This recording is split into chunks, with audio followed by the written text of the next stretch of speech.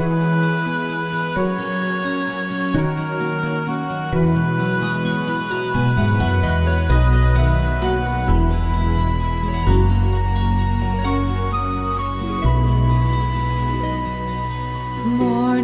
has broken like the first morning. Blackbird has spoken like the first bird. Praise for the singing, praise for the morning, praise for them springing fresh from the world. Sweet the rain's new fall, sunlit from heaven, like the first dew fall. The 33rd Sunday in Ordinary Time. A reading from the Holy Gospel according to Matthew. Jesus told his disciples this parable. A man going on a journey called in his servants and entrusted his possessions to them. To one he gave 5 talents, to another 2, to a third 1, to each according to his ability. Then he went away. Immediately the one who received 5 talents went and traded with them and made another 5. Likewise, the one who received 2 made another 2. But the man who received 1 went off and dug a hole in the ground and buried his master's money. After a long time, the master of these servants came back and settled accounts with them. The one who had received 5 talents came forward, bringing the additional 5. He said, "Master, you gave me 5 talents. See, I have made 5 more." His master said to him, "Well done, my good and faithful servant. Since you were faithful in small matters, I will give you great responsibilities. Come, share your master's joy." Then the one who had received 2 talents came forward and said, "Master, you gave me 2 talents. See, I have made 2 more." His master said to him, "Well done, my good and faithful servant. Since you were faithful in small matters, I will give you great responsibilities. Come share your master's joy." Then the one who had received the 1 talent came forward and said, "Master, I knew you were a demanding person, harvesting where you did not plant and gathering where you did not scatter. So out of fear, I went off and buried your talent in the ground. Here it is back." His master said to him in reply, "You wicked, lazy servant. So you knew that I harvest where I do not plant and gather where I do not scatter.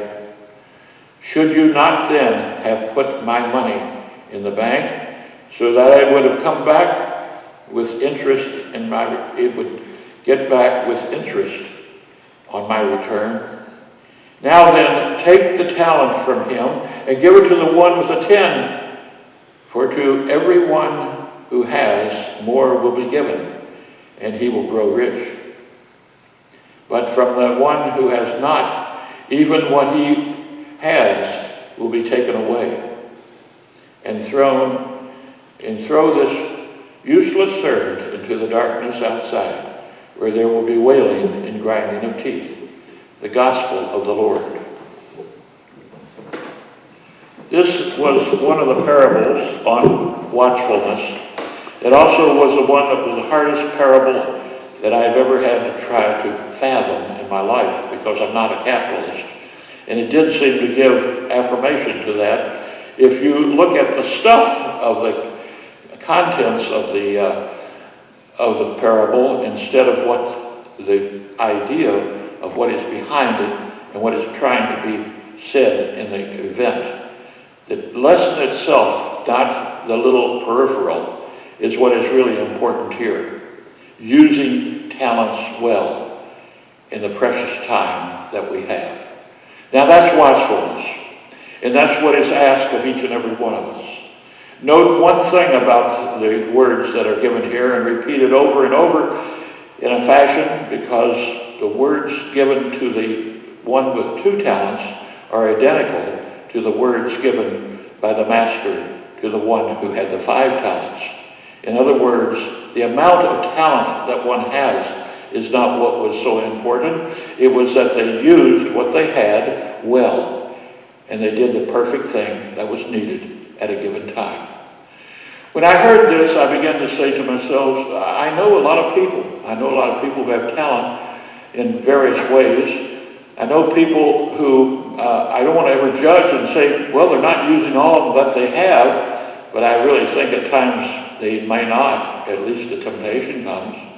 But I also know people who use talents which others would say do not even hardly exist for them, or it was troubles that they have, and yet they make the best of it. And coming to mind was one family in Harlan County, in the farthest reaches of Kentucky, near the Virginia border, Crank Street Survival Center. That's what they're called.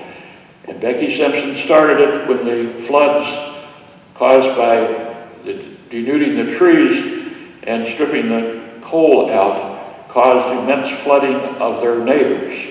And they felt they had to do something about this back in the 1970s and started up a program to help their neighbor. Now, they didn't have much talent to start with in the sense of money talent, but they did have a willingness, and that was where the talent was. But beyond that, there was a hardship because Bobby, her husband, was blind. And how could you do things for other people in a condition like that? But they did, and that was the amazing thing. And they began to work with other people, helping them with their houses and repairing work, and also the foods that they needed at given times. I was on their board for a period of time while I was still mobile, and I was always impressed by what they did in the course of a year. Sometimes up to 1,000 different families. And yet they were only living on the funds that they made as a disabled person.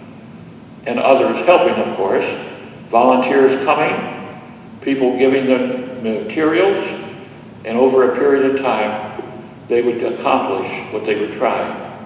And Bobby told Becky, who always had problems with her health, but as she was dying 7 years ago, he said, I will continue it as long as I can. And to this day, the Crank Street Survival Center continues with a talent that others would regard as really a burden, not a talent, but used in such a way that people have come. And so I called him recently, and here his greatest talent comes out. I said, Bobby, and he said, yes, Al, that's you. He's able to remember 1,000 or more people by their voice. A tremendous talent that people don't normally think about, and it's only when you're helping others does some of your talent come forward. And so for that reason, when we think about talent, we should think about how we present ourselves so that who we are and what we do is able to be done more effectively.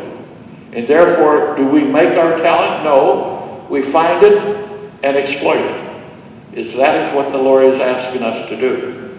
We realize that those 2 examples of the 5 and the 2 talented person, in both cases, they were entrepreneurial. They were able to do something on their own with what they had, not following a precise pattern set down by their master. And what Jesus is telling us about our faith and what we have is we've got to make the best of it in the way we can. And it's not following the pattern necessarily of somebody else. It's doing it in the conditions that we have at a given time.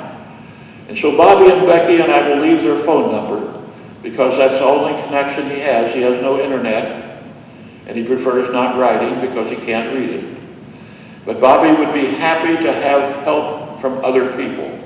Last week, 436 families were helped by food in that very populated county, Harlan County, by the work of what Bobby and his volunteers did. The previous week, he said over 200. These people are helping others at a time of pandemic, not closing in on themselves, not saying, what can I do for me that will keep me going the best of my life? Rather, we see that they are people who truly apply themselves to the work that is ahead for them to do, and that we should do the same. I give an example, and the example is that of the talent of someone I know. They are watchful people. They expect to see when someone is hurt that they are sensitive enough to respond to that need and help that person in need. Think about it. What do you do? What does each of us do to help people in this pandemic time? When people are truly in need, not only those overseas at a distance, and they're telling us that some of the people who are hungry in foreign countries are even more so during this time. But here at home, we have the same situation too. And it doesn't have to take a lot of our effort to find out that there are people within our reach that need our help very much. We are to be talented people. The Lord has given us so much. The Lord is going to ask us eventually how well we did with what we had. Let us find our talent. Find that it has a lot more depth to it than we thought. Thank God for it because it is a gift, and use it well. In this period that we have, which will not probably repeat itself, we hope not, in this period we are trying to be people who help each other, share our talents with them. That's the message of watchfulness that we have at this moment as we prepare for the holidays ahead. Yes, they are best spent in helping others.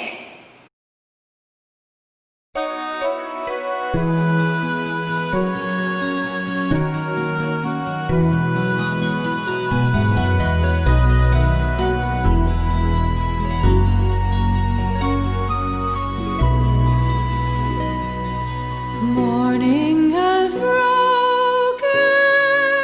like the first morning.